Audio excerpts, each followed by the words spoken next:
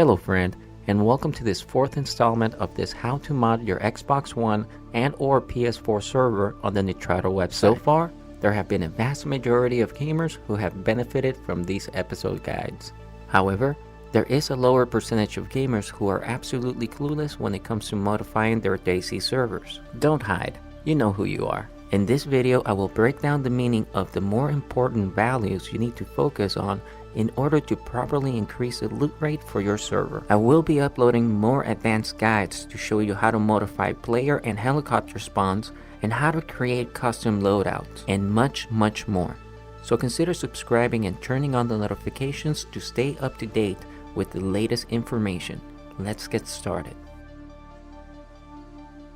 Navigate through the file folders for your server and find the types.xml file. You may notice that my file has a different name. That's because I already modified it using the website down in the description. If you need help using that website, click on the card on the top right and then come back to this video. This is the central hub for controlling how many of a given item spawns in your server, for how long, and for how long it would take for them to respawn back in your server with the passage of time. The list of values you see on this screen control all of the aspects I just mentioned for each item.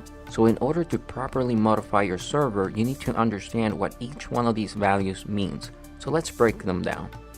First, let's pick a random item for the sake of this tutorial. I will pick the KA101. The first value that we need to pay attention to is the one that says nominal with the number 50 right next to it. This value controls the maximum number of KA101 rifles that are going to spawn in my server. My server is already modified, which is why you see the number 50 here for the KA101. However, your server will have a completely different number, so you have to adjust this number to the number of KA101s in this case that you would like to spawn in your server. Increasing the nominal value on any of the items on this list is going to increase the amount of loot that you will see for that item in your server. For example, there are 50 KA101s in my server at this time, but let's say that I feel that it's making my server a little bit glitchy. I am going to reduce this number down to 25 and see how my server behaves. Up next, let's understand what lifetime means. It's simple. This is the amount of time any given unattended item in the map would take to despawn before it needs to restock. Increasing this value will elongate the lifetime of this item on your server, giving you more time to find it. This number represents seconds. In order to convert it to hours, you need to divide this number by 60, and that will give you the amount of hours that it would take for this item to despawn from your server. The higher you set this value to, the longer it will take for this item to despawn for your server, giving you more opportunities to find it. Now, let's dive into restock. This value is also represented in seconds. However, this one is a little different. In short words, restock means how long it would take for the item to actually respawn into the server. So the lower the value, the sooner it will respawn. So in theory, if you put the number down to 0, the item will respawn into the server immediately. However, I personally haven't set this value to 0. So if you have, make sure to put it down in the comments and share your results.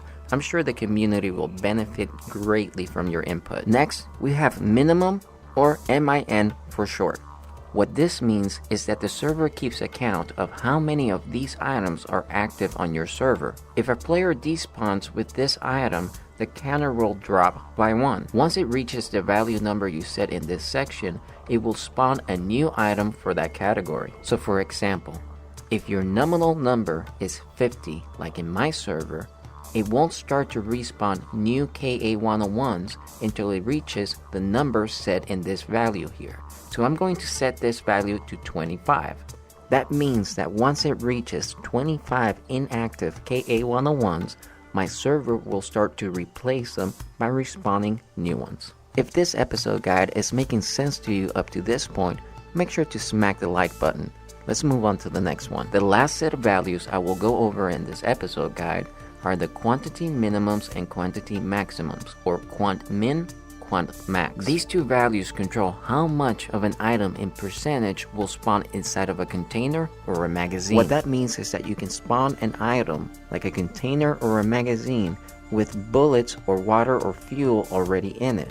What this controls is how much percentage of it will be in the container or magazine when you find it. So if you want a water bottle to spawn with 0 water, you would add that value at 0. But if you wanted to have some of it, you would set the minimum value to, let's say, 10, so 10%, and the maximum value to 60%. So you can find bottles of water across the map that will have anywhere between 10% and 60% water inside of them. As I mentioned at the top of this video, I will be adding more advanced guides in the near future. These guides are going to continue to help you understand the coding language. I will go further and explore player and helicopter spawns. Also, let's see if we can figure out how to customize the loadout. There's going to be a guide for that. So make sure to subscribe and turn on the notifications, and if this video added value to your gameplay, smack like. If you have a question that cannot wait, message me directly on my Discord. I put the link down in the description. And for my true fans only, I just added new Melodic Heals gear to the merch store. Check out the links down in the description and make sure to get those discounts. Catch you on the next one.